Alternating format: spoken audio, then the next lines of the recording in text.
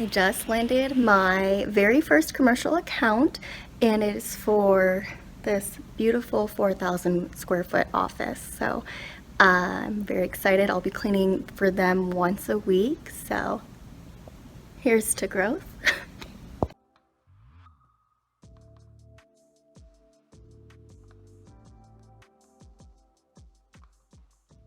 And we're back with the $1 Million Cleaning Business series with some exciting news. Stacey has landed her first commercial client. So in this video, we're going to talk about how she landed that client, what she's going to do to get more of those, the pros and cons of commercial clients, and hopefully by the end of the video, you have a better idea of how you can land these clients if you're in the cleaning industry or commercial clients in any other kind of industry. So let's first talk about, well, first, congratulations. Thanks. That's exciting. Yeah. Getting into the corporate world. Right. So let's talk about how you landed this client. I landed this client through Thumbtack as well. So it's basically how I've been getting the majority of my clients for the most part. So you're getting a pretty good reputation on there? I am, yeah. I have some really great reviews. So at this point, I have people who are just solely reaching out to me. For services. And that's huge. So that means that she's not just getting the price shoppers on there, because we found that there's a lot of price shoppers on Thumbtack, Yes. but it allows you to list your prices, and that way she has her prices listed. She's definitely higher than average price wise, and people are still reaching out to just her because she has so many good reviews compared to a lot of these other companies out there. Yeah. And what proportion now do you think of people are just reaching out to you? I have, at this point, I get a couple of leads a week, and usually at least one of them have only picked me. Okay. Yeah. And in the first couple months, did you have any of those? No, I didn't. No. Well, yeah, so that goes to show right there. Right. So right now, how many reviews do you have? I've got about 34 reviews right now. All 5-star? All of them except for one person who did complain about too high of a price. They said we did a great job, but the price was too high for them. So what did they give you? They gave me a 4-star. That's kind of lame. It is pretty lame. You know, whatever. Like we keep on saying, we don't even want the people who are going to charge or who want such a low price. Yeah. So, you know, if someone leaves a review that the price is too high, that it might even be a good thing, because then you're not going to have to pay for leads for other people who see that and just have like this cheap mindset. Right. So that it might actually save you money, because on Thumbtack you have to pay for all your leads. Yep. So we've kind of found a little bit of a way to make Thumbtack work better for a higher end service, because there's so many price shoppers on there. Yes. By just having good reviews. We're not going to always focus on a lot of attention on Thumbtack, because we don't want to be, you know, put all of our focus on one thing, because then if that goes away, then what kind of thing. Yeah. So with this commercial client, I know you had to go and do an estimate. So let's talk about how you did that estimate and how it's different than like a residential cleaning estimate. It was just different in the sense that I'm going to this, I was a little nervous to begin with, because I'm going to this fancy high-rise building and I have no idea who I'm meeting, and I'm thinking, and it's for a doctor. I know that going into it, it's for a doctor. So I'm like, okay, you need to put on like be your best professional self right now. And she just showed me around the entire office, and there were a couple of points where she told me I could only use certain products in certain areas of the room. So really some people do that at their houses as well, but not too many. They're kind of just like, go in and do whatever you do. So what's an example of like needing a specific product in a specific area? So it was just, his desk was handmade. It's this beautiful wood desk, and you cannot use any harsh chemicals on it. So just solely water and dusting, you know, cloth and light dusting. Okay, so we started out strong. You showed up on time? Yeah, showed up on time. Okay, so she showed up on time. She dressed nice. Up. Yeah. So that makes a big difference, especially like a cleaning company or any service company. If you just like a look professional, that makes a huge difference. I sometimes am not the best at that, because I'm kind of like, I almost dress down sometimes. Yeah. But if I'm going to do like some kind of bid or anything like that for a luxury end, then I make sure like, okay, I'm going to look, you know, extra professional, kind of like dress for the kind of job that you're bidding for. I think she's aiming for higher end clientele. So definitely she wants to look like prim and proper, and you know, just be ready to answer the questions, you know, for a higher end kind of thing. So I think it's good that she had some residential clients first to get, you know, an idea. So is there any other differences with the estimate? Yeah, we had to go over how to access the building since we are going there after hours when no one else is there. So I have an access card for the office and for the garage as well. And then there is this cool part of this office where you cannot tell that these are doors. So they're hidden doors, and I have to basically swipe the card along the wall at a certain point, and then it opens up. So, Oh, wow. yeah, to get into the office, it's like this, you wouldn't even be able to tell it's a door. So that's like to get into the office or within the Into door? his office. Oh, okay. So it's the doctor's office, and that's where the hidden door is. So it's like there's the receptionist desk, and behind the receptionist desk is this wall. You would never be able to tell there's a door that opens up. So I have to kind of swipe the access card on. So it's like that. 4 feet to the left of the bookshelf. Yeah, it's crazy. Wow, that's cool. Yeah, and there's hidden doors throughout the entire office. So he's got his own gym, like living room area, bathroom, all of it is behind another hidden door and within his office. That's cool. That's kind of like a kid's dream. To Yeah. have like a little secretive. So are you cleaning Yeah. the gym part too? I as clean well? all of it. Oh, really? Yeah, so there's a gym, it's small. It's just like a padded room with one treadmill and the mirrors along the walls and a TV. So is this place dirty at all? Never dirty. And it's usually kind of like, sometimes we'll show up and there's a couple of things in the trash and I'm like, oh, the doctor had a Diet Dr. Pepper and probably left for the day. Yeah. So this guy's just never Yeah. here. Wow.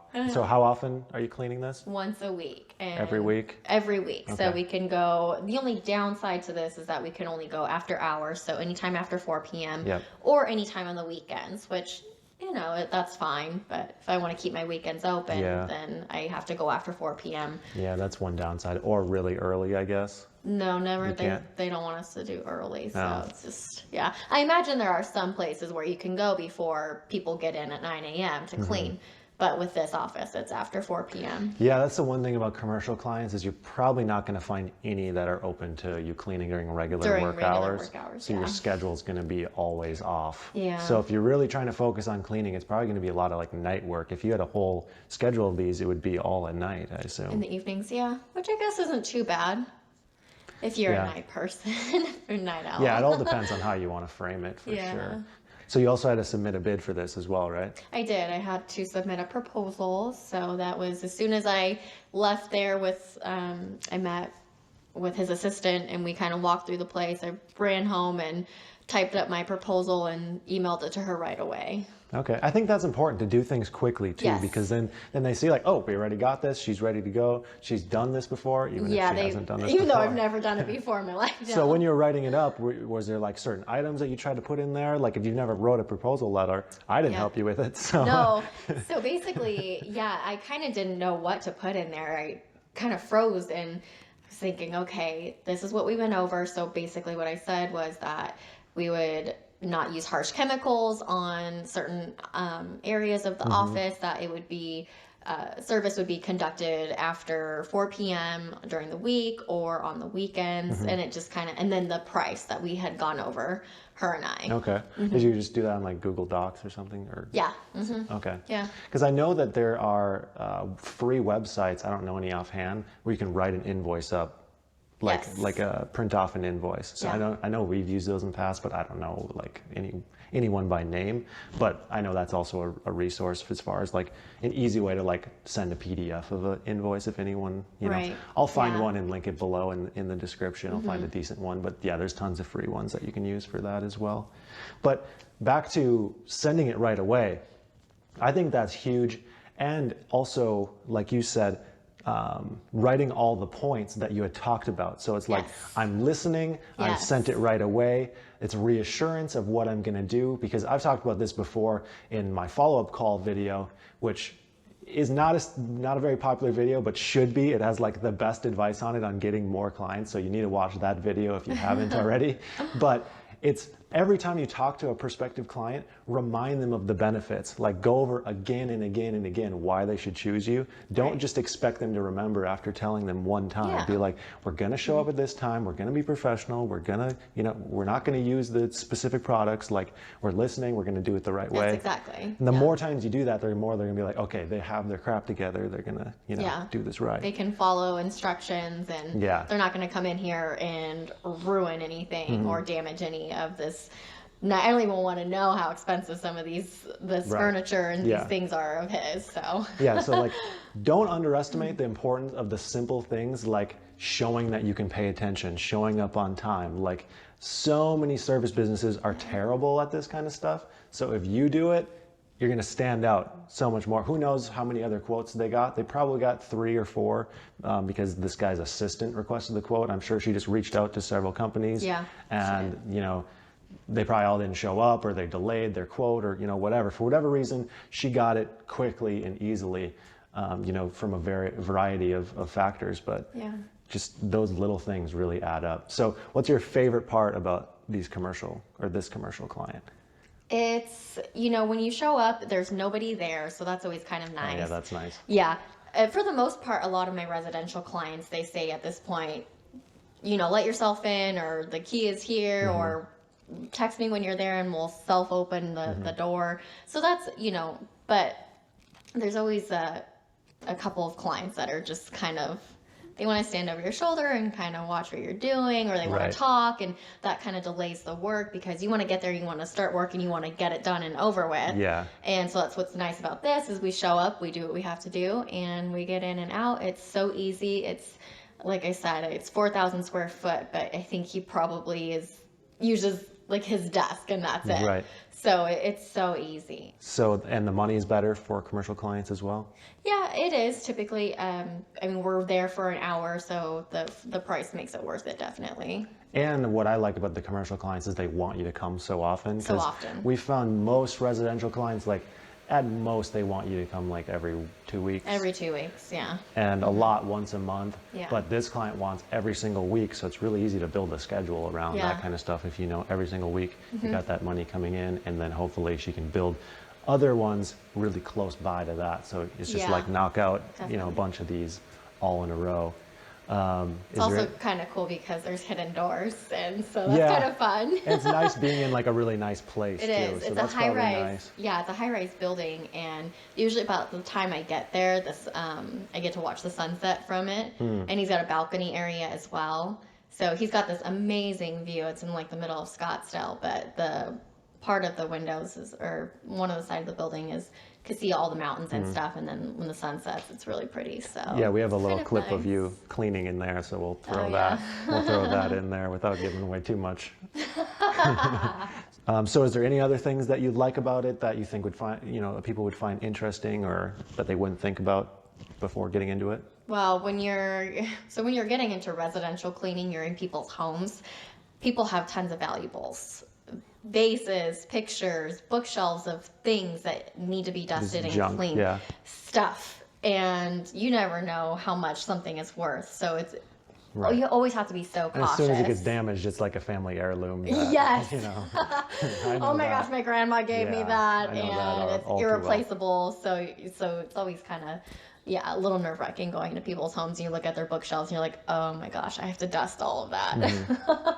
So did you have to submit insurance for this commercial client? I did not. However, if they needed it, I do have it. So so that's kind of surprising. I would be willing to bet almost every commercial client that you get will request insurance, because a lot of buildings require any other business that's servicing within their tenants' units to submit insurance with the building's name on the insurance. That's super common. So if you are trying to get into the commercial game, I would definitely recommend getting insurance beforehand. Stacey got insurance about like 2 months in to her cleaning business. How much does that cost you? It's about $38 a month. Yeah, so it's super cheap. It's worth getting. It'll help you get more clients.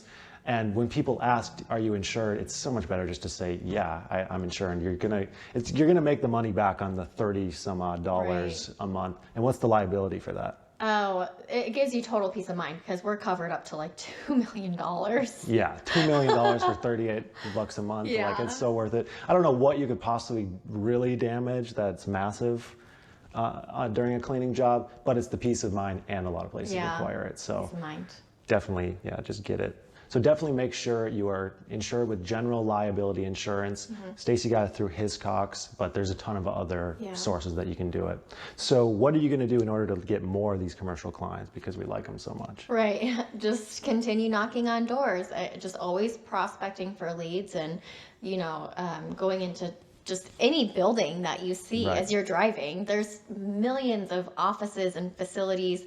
They all need to be cleaned. So just go in and say, who can I speak to? Or do you have a nightly cleaning crew? Or who can I talk to that handles that stuff? Yeah, just introduce yourself, be Yeah. friendly. What I would recommend doing to anyone looking to get these, I would start small. I'd go to like small business complexes with suites that are, like 2,000 square feet, places where like a CPA's office would be, or any other just small office.